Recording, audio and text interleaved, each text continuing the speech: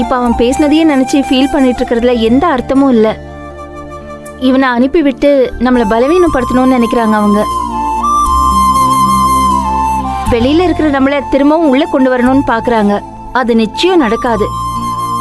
நாம இப்ப அடுத்து என்ன செய்யணும்னு நம்ம யோசிக்கணும். எனக்கு ஒரு யோசனை வருது. நாம ஏன் சாருபாலா மேடம்கிட்ட வீடு வேணும்னு கேட்கக்கூடாது? ஒர்க் அவுட் ஆகும்ல? வேணாக்கா, நம்ம கண்ணு முன்னாடி ஒரு பிரச்சனை வந்து நிக்கிறப்போ நம்ம பதட்டப்பட்டு அடுத்தவங்களோட சப்போர்ட்டை தேடி ஓடிட்டு இருக்கோம். அந்த ஃபேக்டரி ஸ்பேஸ் அவங்க தான் கொடுத்தாங்க, அதை நானா போய் கேட்கல. ஆனா அவங்களா வந்து ஆஃபர் பண்றப்போ நமக்கு அன்னைக்கு இருந்த டைம் கன்ஸ்ட்ரெயின்னால நாம் அதை யூஸ் பண்ணிக்கிட்டோம். பட் எல்லா தடவையும் அவங்களையே போய் தொந்தரவு பண்றது நியாயம் இல்லைக்கா. அது இல்லாம ஆதிர வேற அந்த வீட்டில் தான் இருக்கா. நாளைக்கு இது ஒரு விஷயமா வந்து நின்றக்கூடாது. ஸோ அந்த ஆப்ஷனை மைண்ட்ல இருந்து எடுத்துருங்க. வேற என்ன பண்றதுன்னு யோசிக்கணும். பார்கவியும் அவங்க அப்பாவும் தனியா ஒரு இடத்துல தங்கியிருக்காங்க. எஸ்பி ஆஃபீஸ்ல அவ்வளோ நடந்ததுக்கு அப்புறம் நிச்சயம் அந்த அறிவுக்கரசி சும்மாலாம் இருக்க மாட்டா. அவங்களை பயமுறுத்த அடுத்த வேலையை செய்வா. அதுக்கு முன்னால அவங்கள வேற ஒரு சேஃபான இடத்துக்கு மாத்தணும். அதையும் சீக்கிரமா செய்யணும். ஜனனி, நீ சாருபாலா மேடத்திட்ட கேட்க வேணாங்கிறீல்ல, இல்லை நியாயம் இருக்கு.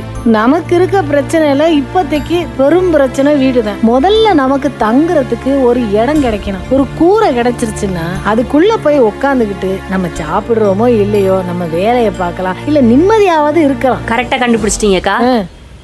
ஏதோ சொல்ல வரீங்க, அதை தெளிவா சொல்லுங்க. இதெல்லாம் எங்களுக்கே தானே தெரியும். என்ன சொல்ல வரீங்க இப்போ? இல்லடி, எனக்கு ஒரு யோசனை இருக்கு. நீங்க தப்பா நினைச்சுக்கிறலன்னா ஜீவானந்தத்துக்கிட்ட கேட்டு பார்த்தா என்ன? அவருக்கு தெரிஞ்ச இடம் ஏதாச்சும் அவரு கை காட்டி விட்டா போதுமே. நம்ம அங்கிட்டு போயிட்டு நமக்கு இருக்கிறதுக்கு ஒரு இடம் கிடைச்சா நம்ம அதுக்கப்புறம் அங்கிட்டே பார்த்து பொழைச்சுக்கிறலாம். என்ன சொல்றீங்க? இல்ல ரேணுகா, எனக்கு என்ன சொல்றதுன்னே தெரியல. என்னால தன்னோட தனிப்பட்ட வாழ்க்கையை தொலைச்சிட்டு நிக்கிற மனுஷன். பாவம் அந்த வெண்பா. என்னால அந்த சின்ன குழந்தைய கூட பாத்துக்க முடியாம போச்சு. இப்ப வரைக்கும் அந்த கில்ட் என் மனசுக்குள்ளேயே இருக்கு. அதுக்கப்புறம் கூட ஜீவானந்தம் தர்ஷினி விஷயத்துல உதவி பண்ணாரு.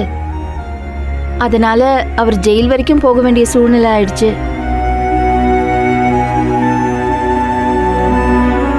ஒரே வழி, நாம் இங்கிருந்து வெளியே போனால் மட்டும்தான் தர்ஷினியை கண்டுபிடிக்க முடியும். இங்கிருந்து தப்பிச்சாகும். இதோட உன் கதை முடிஞ்சது.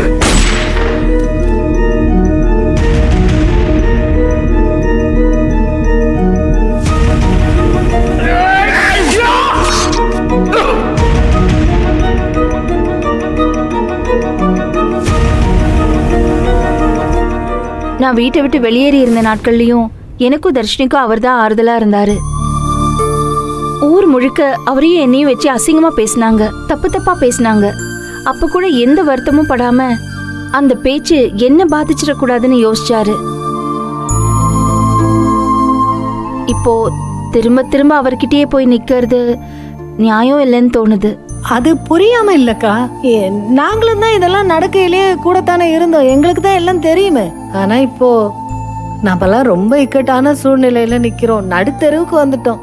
இப்போ இதெல்லாம் பார்த்தா சரியா வருமானு தெரியல. அது மட்டும் இல்ல, நல்லவங்களை பாக்குறதே ரொம்ப கஷ்டம். நமக்கு நல்லவங்களா இருக்கிறவங்க 1-2 பேரு தான் இருக்கிறாங்க. இப்ப வெளியாளுங்களை நம்பி புது இடமாவும் போக முடியல. அப்படியே போனாலும் நம்ம பிசினஸ், டான்ஸ் கிளாஸ்ன்னு கிளாஸ் எடுக்கலாம், பிரைவசி இல்ல. அது மட்டும் இல்ல, நம்மள வெளியே விரட்டக்கூடாது. அது வேற இருக்கு. சுயநலம்தான் இல்லன்னு சொல்லல. ஆனா இப்ப வேற எதையும் யோசிக்கிற நிலைமையில நாம இல்ல. இப்போ உங்களுக்கு பேச சங்கடமா இருந்தா நான் வேணா பேசி பார்க்கட்டுமா? நீங்க அனுமதி கொடுத்தீ என்ன? ஜனனி, பேசலாம்ல? என்ன சொல்ற? இந்த அவளே சொல்றா பாருங்க. இந்த அக்கா பேசட்டும். என்னக்கா வருத்தப்படாதே, கொஞ்ச நாளைக்கு தான். நம்ம வெறுமை சொல்லுவோம். ஹலோ. ஐயா வணக்கம் ஐயா. ஐயா நான் நந்தினி ரேணுகா பேசுறேன் ஐயா. ஸ்பீக்கர். ஐயா நாங்க 4 பேரும் இங்கன தான் இருக்கோம். ஸ்பீக்கர்ல கொஞ்சம் போட்டுக்கிறட்டுமா? போடுங்க. சார் நான் நந்தினி பேசுறேன். நல்லா இருக்கீங்களா? நல்லா இருக்குங்க. நீங்கள் எப்படி இருக்கீங்க? அது சார் நிறைய பிரச்சனையோட இருக்கும் சார். வாயா உள்ள வாயா. போட்டு ஆர்டரு வர்ற போது வரட்டும். அது கூட நான் உள்ள கூட வரலாமா?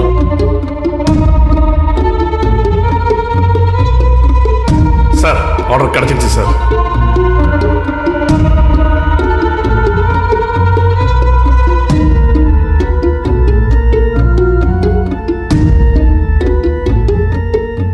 சார் எதுவும் சொல்லாம இருக்கிய?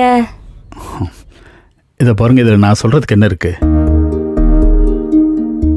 எப்போ நீங்கள் அடுத்தவங்க கருத்துக்களுக்காக காத்திருக்கீங்களோ அப்போவே நீங்கள் சரிக்கிடுவீங்க. இப்போ நீங்கள் உங்கள் அனுபவத்தை வச்சு நீங்களாம் முடிவு எடுக்கிறீங்க. இதுக்கப்புறம் உங்களுக்கு யாரும் சொல்லணுங்கிற அவசியமே கிடையாது. எங்களை புரிஞ்சுக்கிட்டதுக்கு தேங்க்ஸ் சார். ஆனா எங்க கண்ணு முன்னால இப்போ நிறைய சிக்கல் இருக்கு. ஒரு வீடு பிடிக்கிறதுல ஆரம்பிச்சு பெண்களுக்கு எல்லாமே போராட்டமா தான் சார் இருக்கு. வீடா? ஆமா சார்.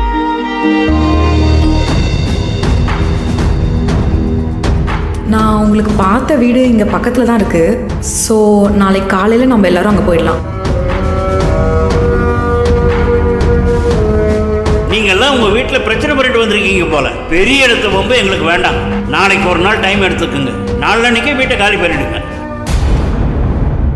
இப்போ எங்கன போனாலும் பொம்பளை ஆளுகளுக்கு தனியாக வீடு கொடுக்க மாட்டேங்கிறாங்க. அது மட்டும் இல்லாமல் பிஸ்னஸுக்கெல்லாமும் தோதா ஒரு வீடு வேணும். அதான் தேடிக்கிட்டே கிடக்கும், எதுவுமே கிடைக்கல, சிக்கல. ரொம்ப சங்கடமாக தான் இருக்கு. இப்போ உங்களுக்கு தங்குறதுக்கு ஒரு வீடு வேணா தானே? ஆமாம் சார், நாங்கள் வாடகை கூட கொடுத்துட்றோம். நாங்கள் செய்கிற வேலைக்கு எந்த தொந்தரவும் இல்லாமல் இருக்கணும். யாராவது அவங்களை தொந்தரவு பண்ணாலும் தைரியமாக எங்களை வெளியில் அனுப்பாமல் இருக்கணும். புரியுது. எனக்கு கொஞ்சம் டைம் கொடுங்க, நான் ஏற்பாடு பண்ணிட்டு சொல்கிறேன். சார் கொஞ்சம் டைம் தான் சார் கொடுக்க முடியும். ஏன்னா எங்களுக்கே நாளைக்கு சாயந்தரம் வரைக்கும் தான் டைம் கொடுத்துருக்காரு இப்போ இருக்கிற ஓனரு. சரி, நான் உடனே பார்க்குறேன். கிடைச்சது உங்களுக்கு கால் பண்ணுறேன். சரியா? என்ன ஈஸ்வரி, தயக்கப்பட்டு நிற்கிறீங்களா?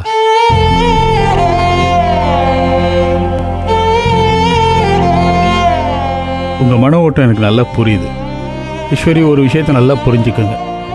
ஒரு சவாலான சூழ்நிலை தான் ஒரு சாதாரண மனுஷனை மேம்பட்ட மனுஷனாக மாற்றும். அப்போ நான் வீடு பார்த்துட்டு கால் பண்ணுறேன். தேங்க்யூ. நன்றி. நன்றி சார். நல்லது.